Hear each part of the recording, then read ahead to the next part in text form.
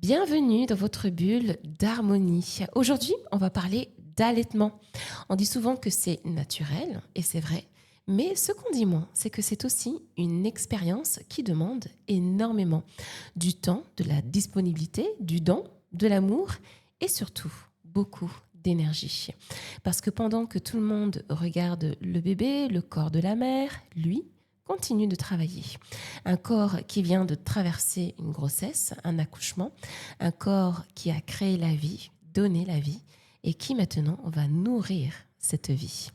Et à travers ce lait, il ne transmet pas seulement de quoi grandir, il transmet aussi des anticorps, de l'ocytocine, de la sécurité, du lien, de l'amour. Alors aujourd'hui, on va remettre un peu de lumière sur ce corps qu'on oublie souvent et sur ce dont les mamans ont vraiment besoin pendant cette période si particulière. Bonjour Anne-Sophie et merci d'avoir répondu présente à mon invitation dans Bulle d'Harmonie. Bonjour Jamila, merci beaucoup de m'avoir invitée, ça me fait plaisir. Plaisir partagé. Anne-Sophie, toi tu es nutrithérapeute et tu es reconvertie donc après plusieurs années dans le paramédical en tant que manipulatrice en imagerie médicale. J'ai tout bien dit ? C'est ça, c'est C'était parfait. bien ça ? Oui. Ok. Avant de commencer notre sujet, je tiens évidemment à remercier notre partenaire qui nous accueille à chaque enregistrement, le Gondwana Hotel, qui est situé à Nouméa. Et aujourd'hui, on se retrouve dans la chambre qui est décorée par l'artiste Loïse Moreau. Et on peut bien sûr apercevoir tous les beaux poissons du lagon que l'on retrouve en Nouvelle-Calédonie.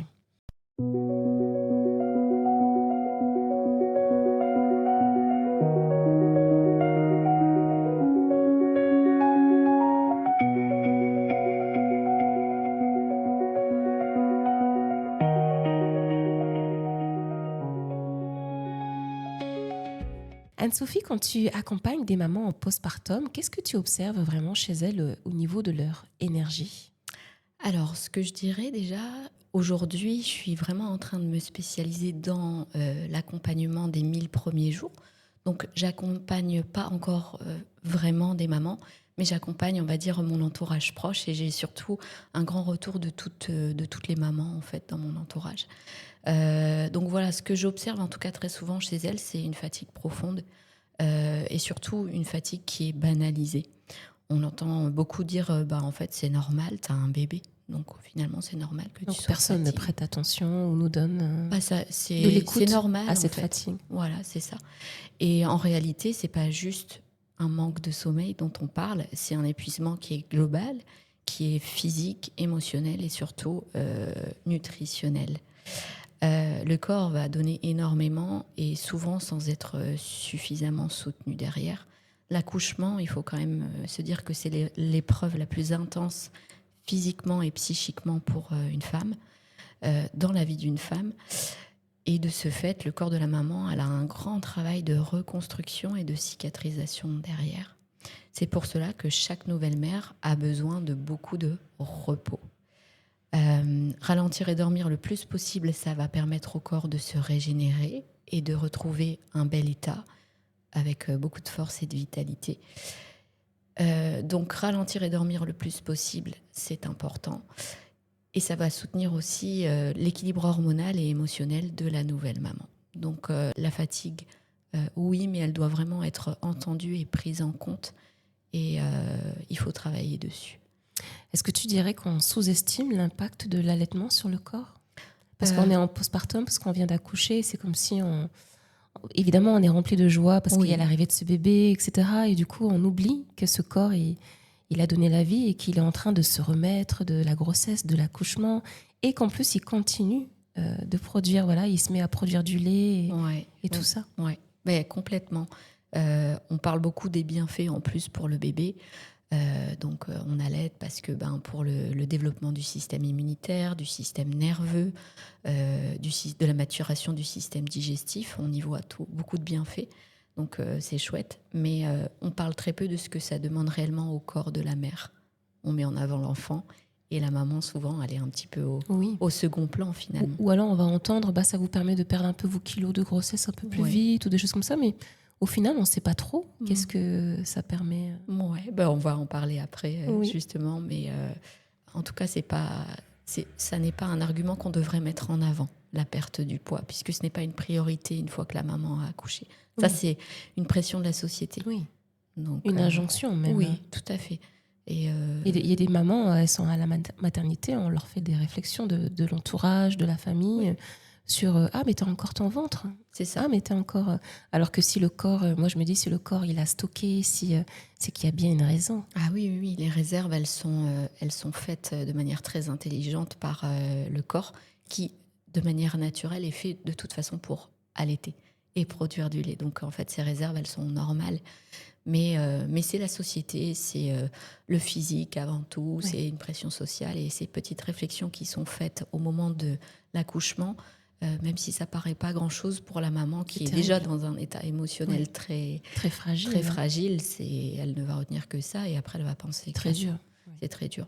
Donc voilà, allaiter, c'est magnifique. Mais c'est aussi très exigeant. Oui, et justement, qu'est-ce que ça demande concrètement au corps? Alors, concrètement, pour le corps, allaiter, c'est un travail finalement qui est constant, qui est silencieux.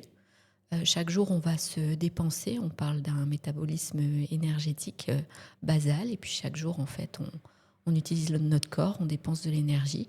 Et il y a ça qui se fait en plus en silence. C'est-à-dire, il travaille en plus pour ça, pour produire le lait. Donc, c'est un peu comme si on comparait ça à une pratique sportive qui est régulière, quoi. C'est un effort régulier. C'est tout le temps, en fait. Ça ne s'arrête pas. Oui, c'est permanent. C'est une usine H24, en fait. Voilà, ça mobilise... le corps, en fait, il produit du lait en continu, il mobilise de l'énergie, des nutriments. Et donc voilà, c'est comme un effort physique régulier, mais invisible. Oui. C'est ce invisible, en fait. C'est ça. Qui est pesant, je trouve, et qui permet pas de se rendre compte de... Parce que parfois, il y a des mamans, tu sais, qui vont penser aujourd'hui, je suis restée à la maison et puis je me suis occupée de mon bébé, j'ai rien fait. Mais non, t'as pas rien fait, en fait. T'es en train de récupérer, t'es en train de te reposer. Ton corps a tellement besoin de ce repos pour se remettre. Et parce que pour se remettre, il mobilise de l'énergie. Mais c'est vrai que, comme tu dis, c'est invisible. On n'en parle pas assez. Et il faut garder en tête que le congé maternité, il est fait pour ça. Le congé maternité, il n'est pas fait pour reprendre très très vite notre vie d'avant à faire du sport, voir les amis. On a d'autres priorités. Avec le même rythme, oui. C'est ça. Et là, en fait... On ne peut pas, de toute manière. En général, on n'y arrive pas, oui. On ne peut pas, ça on le retrouvera plus tard. Mais là, la priorité, c'est de laisser à son corps l'opportunité de se régénérer, en fait. Après cet incroyable exploit qu'on vient de faire. Oui, parce qu'il n'y a que le corps des femmes qui sait le faire. Exactement. Ouais. Et de quoi une femme qui allait justement a vraiment besoin, selon toi? Alors, déjà, lorsqu'elle vient d'accoucher, la maman, donc on en a parlé, elle ressent une grande fatigue physique et émotionnelle. Donc, si l'alimentation, déjà en postpartum, elle est bien pensée, elle peut largement contribuer à une bonne cicatrisation et au fait que le corps va se remettre plus facilement. Donc la nutrition, elle est hyper... Parce que là, l'alimentation va venir agir en interne. Oui. Parce que tu parles de cicatrisation. Oui, on cicatrise, on régénère les cellules, le corps, il y a notre utérus, il y a tout l'appareil gynécologique. Et en fait, le corps, c'est grâce aux nutriments qui viennent des aliments qu'il va construire, cataboliser, anaboliser. Enfin voilà, tout ça, ça dépend des nutriments qu'on apporte. Et du coup, est-ce qu'on peut dire que manger comme d'habitude, ça suffirait en fait ou pas? Non, puisque si le comme d'habitude n'a pas déjà une bonne base, on ne peut pas dire qu'on peut manger comme d'habitude. Et si je peux revenir juste sur vraiment, donc de quoi une maman qui allait a vraiment besoin, parce que j'ai vraiment envie d'insister là-dessus. Il y a des besoins nutritionnels qui sont plus importants. Donc on parle à peu près de 500 kilocalories supplémentaires, mais derrière ces 500 kilocalories, qu'est-ce qu'il y a ? Il y a un apport en protéines qui est plus conséquent. Il y a aussi un apport en bons gras. Donc je vais en parler, mais parce que c'est hyper important. Et il y a une hydratation qui est hyper importante aussi. On boit énormément quand on allait. Il y a aussi ça l'été. On a très soif. Oui. Donc il y a des besoins qui sont augmentés. Et finalement, déjà pendant la conception, on ne doit pas manger pour 2 ni après. On doit manger 2 fois mieux. Ah, j'aime beaucoup. Voilà, on mange mieux parce que quand on mange trop, on mange 2 fois plus, on épuise le corps. Manger coûte de l'énergie Pour la en digestion. et donc du coup derrière ça on est complètement épuisé, on ne cède pas dans notre épuisement. Rapidement au niveau des besoins énergétiques, donc j'en ai parlé, 500 kilocalories. Après il y a les macronutriments, donc les protéines, les bons gras et puis des glucides complexes, une bonne hydratation, 2,5 à 3 litres par jour. Et il y a aussi des micronutriments clés. Les micronutriments, c'est les vitamines et les minéraux qui sont apportés par l'alimentation et qui, s'ils sont absents, eh ben, vont créer des carences. On va peut-être en parler y arrive, après. Mais voilà, en tout cas, dans l'assiette, ce qu'il faut se dire, c'est que ces fameuses protéines en plus, ces fameux bons gras, les bons gras, c'est les oméga 3, 6, 9, qui vont vraiment participer à... Et le calcium, c'est un micronutriment qui vont participer à la maturation de l'enfant, hein, du nourrisson. Voilà. Comme tout passe dans le lait, si nous, on a tout ça, on transmet ça à l'enfant, et l'enfant, en fait, il a ses organes qui continuent à croître, il a la maturation du système nerveux, du système digestif. Donc tout ça, c'est vraiment pas à négliger, c'est à prendre en compte. Et l'assiette, elle est hyper, hyper importante. Et c'est pas compliqué. Mais ça demande quelques connaissances et surtout, à mon sens, de se faire accompagner juste avant, de préparer le postpartum pour savoir quoi faire. Qu'est-ce que je mets dans mon assiette, oui, justement, Anne-Sophie? Oui, qu'est-ce que je mets dans mon assiette? Oui, tu disais oui, qu'il y avait des carences. Et quelles sont les carences avant de répondre peut-être de qu'est-ce qu'on met dans notre assiette concrètement, quelles sont les carences que tu observes, toi, le plus? Donc, c'est des carences en fer, en magnésium, en oméga 3, en vitamine D et en iode. Et ça donne certains symptômes, une fatigue qui est extrême, une perte de cheveux, une dépression. On parle de la dépression postpartum. En fait, elle est soutenue et un peu contrée par les oméga 3 qu'on va manger. Voilà, en fait, il y a des signes comme ça, une irritabilité, une sensibilité émotionnelle, elle n'est pas à banaliser non plus. Et quand on soutient tout ça grâce à l'alimentation, eh ben, on évite d'arriver dans l'extrême de ces signes qui sont... Enfin, une fois que c'est là, ça veut dire qu'il est déjà un peu... C'est déjà avancé. C'est déjà là, il y a déjà une carence. Et je trouve que les symptômes dont tu parles, que tu décris, ils sont assez difficiles enfin, en tout cas, à voir, parce que tu vois, perte de cheveux, la fatigue intense, l'irritabilité, quelque part, c'est des choses qu'on dit toujours aux femmes après l'accouchement, en postpartum. Ah bah c'est normal. Ah, tu perds tes cheveux. Oui. Ah bah c'est normal, c'est les hormones, c'est les chutes d'hormones, etc. Alors qu'en fait, il y a des choses à faire, en fait, pour peut-être éviter. Maintenant, on parle aussi beaucoup de dépression postpartum, en tout cas, on le reconnaît un petit peu plus. Mais qu'en fait, on peut prévenir tout cela, en fait, et les hormones, les chutes d'hormones n'expliquent pas tout. Non, et le déséquilibre hormonal, de toute façon, il est une conséquence d'un déséquilibre de l'alimentation, d'un manque de sommeil, d'un manque d'hydratation. C'est un cercle vicieux. Hein. Ça n'arrive pas comme ça, mais effectivement, on le banalise. Donc, si je reviens sur est-ce qu'on peut manger comme d'habitude, ça suffit pas toujours, surtout si l'alimentation n'est pas adaptée avant. Et c'est pour ça que la prévention et la préparation, elles sont, à mon sens, fondamentales. Les 1000 premiers jours, c'est une période de conception. On parle des 1000 jours et de vie qui sont déterminantes pour le fœtus et le nourrisson en devenir. Donc, c'est une grande responsabilité de la maman déjà quand elle est enceinte.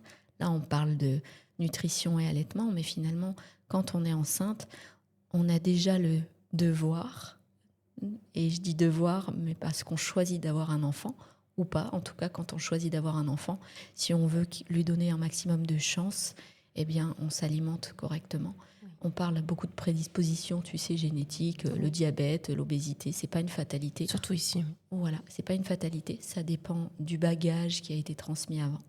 Et ça dépend du après aussi. Après, quel est mon rôle en tant que parent et qu'est-ce que je vais faire pour l'enfant.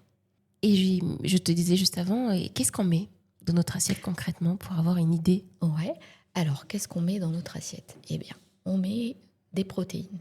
D'accord. Donc, les protéines, on va mettre des œufs. L'œuf reste la source de protéines la plus complète parce qu'il est riche en vitamines et minéraux. D'accord. Donc, des poules qui sont nourries aux graines de lin. Enfin, voilà, on fait attention au label bio. Oui. C'est hyper important. Okay. On va manger de la protéine maigre, du poulet, des viandes blanches, du poisson. On va prendre, du coup, parmi les protéines, des oméga 3. Donc les oméga 3, on les trouve dans les petits poissons, la sardine, le maquereau. Voilà. Le saumon aussi, peut-être? Non, pas forcément. On peut. Après, aujourd'hui, c'est vrai que... On discute un peu, ouais, parce que comme il n'est pas... Bah voilà, il y a quand même beaucoup de polluants qu'on retrouve dans... Des métaux lourds. Des métaux lourds dans les poissons, donc on essaye de faire attention. Macro-sardines, ça reste très bien. Des œufs, du poulet, du bœuf. Ce que je voudrais surtout, ce sur quoi je voudrais appuyer, c'est qu'il y a quand même des choses auxquelles il faut faire attention justement dans cette assiette qu'on crée en postpartum, c'est que donc on va mettre des choses, on va mettre des protéines, on va mettre des produits laitiers pour le calcium, on va mettre des céréales complètes, finalement un maximum de choses brutes, d'accord, des pâtes, du quinoa, des pommes de terre, on va mettre aussi plein de légumes racines, ok. Mais ce qui est important, c'est qu'il y a 4 choses sur lesquelles je voudrais insister, c'est qu'on va manger plutôt chaud en postpartum. Pourquoi ? Parce que le chaud, en fait, il est moins agressif pour le corps et les aliments qui sont un peu cuits, ils sont moins difficiles à digérer. Et comme la digestion coûte de l'énergie, quand on mange, on essaye de ne pas épuiser. Donc éviter les crudités, en fait. On évite les aliments froids, on évite les crudités. Ça, c'est une chose. Pendant les 3 à 4 semaines postpartum, c'est hyper important d'éviter ça. Voilà, encore si on a envie de faire au mieux. Hein. Parce que je pensais, parce qu'en postpartum, on n'a pas toujours le temps de manger chaud. Ou des fois, on va faire chauffer notre repas et au final, le bébé s'est réveillé, il y a besoin d'une tétée. Et du coup, c'est comme le café chaud. On oublie très vite que de boire le café froid. Oui.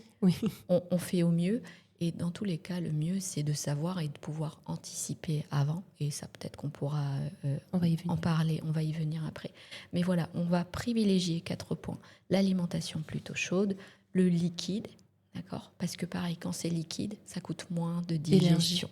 Il faut vraiment penser, quand je mange, ça doit me faire du bien, ça doit m'apporter des choses, mais ça ne doit pas me coûter dans mon énergie. Je suis déjà fatiguée.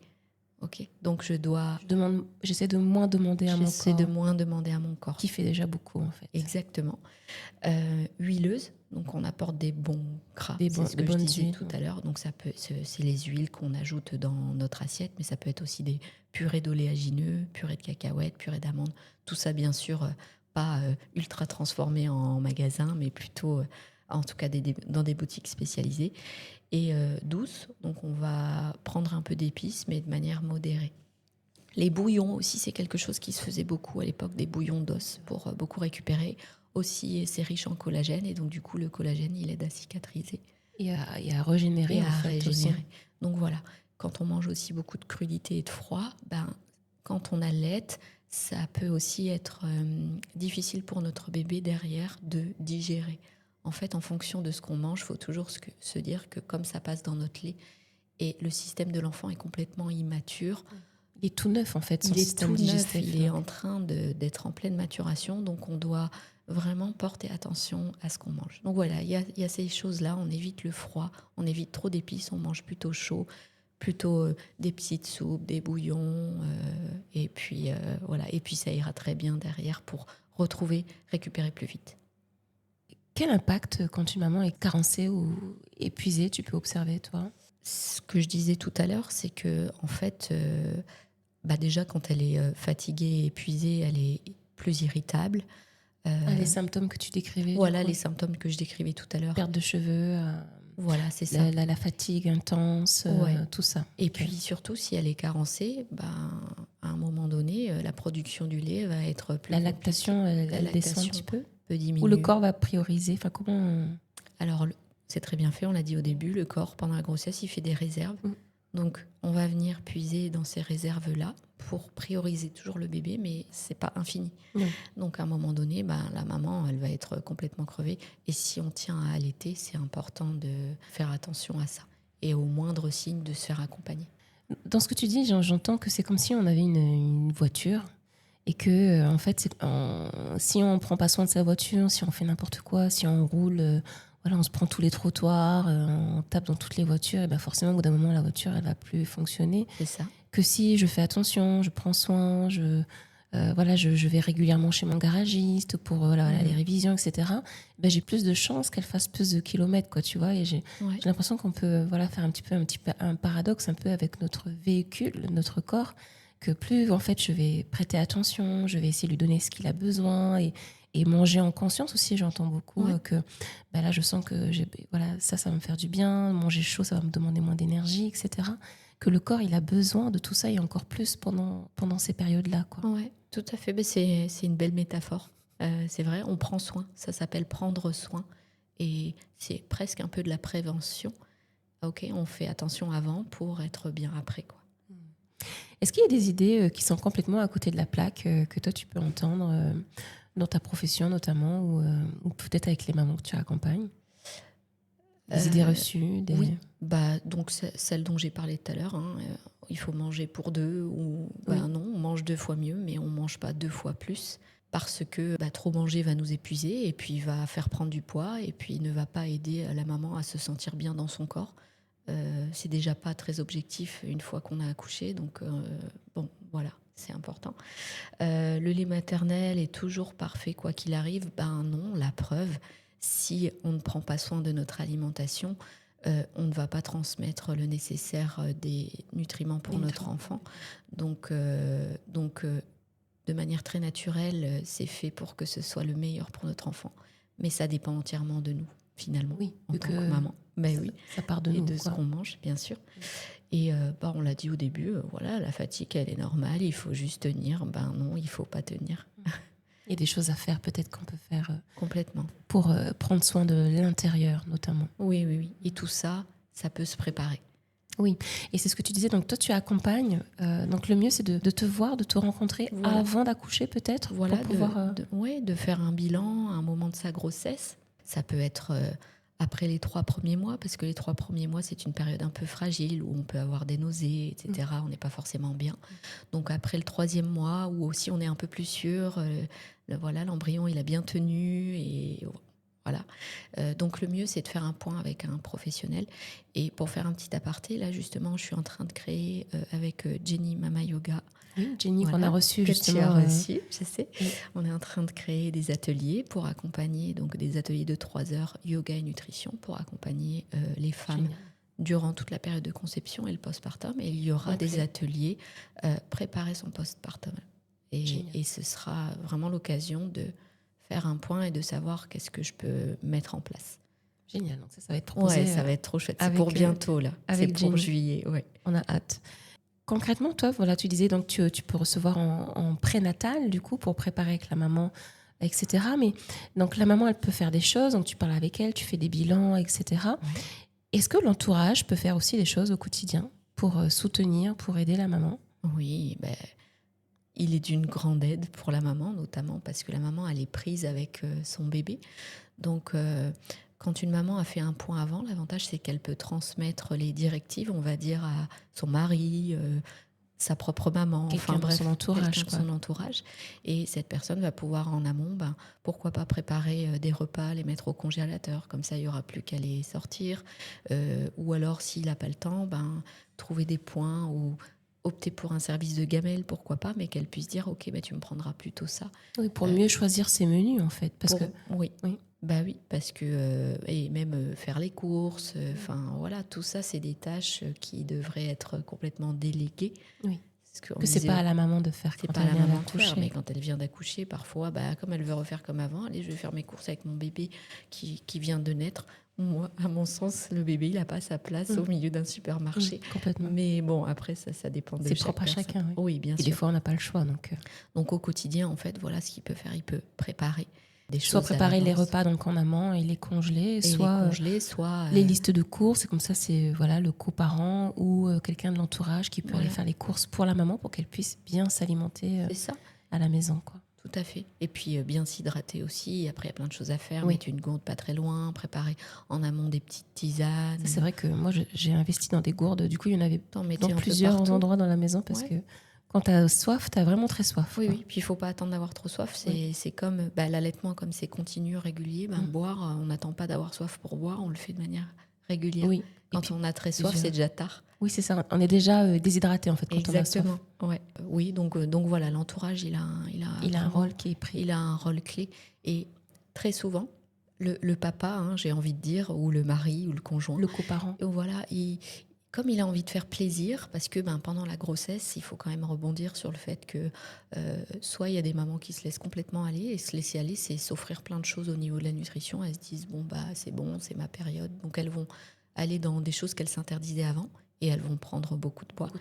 Et il y a aussi des aliments concrètement qui ne sont pas recommandés pendant la grossesse, notamment le poisson cru, etc. Donc le papa, pour faire plaisir, il va aller acheter des choses. Sushis. Et voilà, il va aller acheter des sushis, mais parfois il va aller acheter d'autres choses parce qu'il se dit, je veux lui faire plaisir. Elle s'est privée, elle a été frustrée pendant 9 mois. Du coup, là, je vais lui faire plaisir. C'est ça, mais se faire plaisir, il n'est pas toujours... en réalité, il n'est pas toujours aidant. Donc oui, c'est bien de faire un petit plaisir, mais il ne faut pas que ce soit quotidien, que son mari, ici, lui emmène tous les jours une pâtisserie ou une glace ou un McDo ou je ne sais pas, peu importe, ça ne va pas l'aider.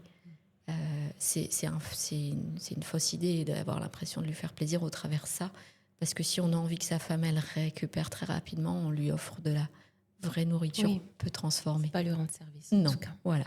Ok. Eh bien, on arrive déjà à la fin de cet épisode. Merci beaucoup, Anne-Sophie, pour ce précieux échange et pour toutes les informations que tu as pu nous transmettre aujourd'hui. Merci. Aujourd'hui, donc, on a remis quelque chose d'essentiel au centre, le corps de la mère, et ce corps qu'il faut nourrir, mais pas nourrir de façon aléatoire ou de façon au hasard, j'ai envie de dire, une façon plutôt qui est consciente et qui a été préparée à l'avance. Voilà. Si cet épisode vous a plu ou bien si vous pensez qu'il pourrait servir à quelqu'un de votre entourage, peut-être qui allait ou qui s'apprête à accueillir un bébé, eh bien n'hésitez pas à le partager autour de vous, évidemment. Je vous dis à très bientôt dans une nouvelle bulle d'harmonie et merci pour votre écoute.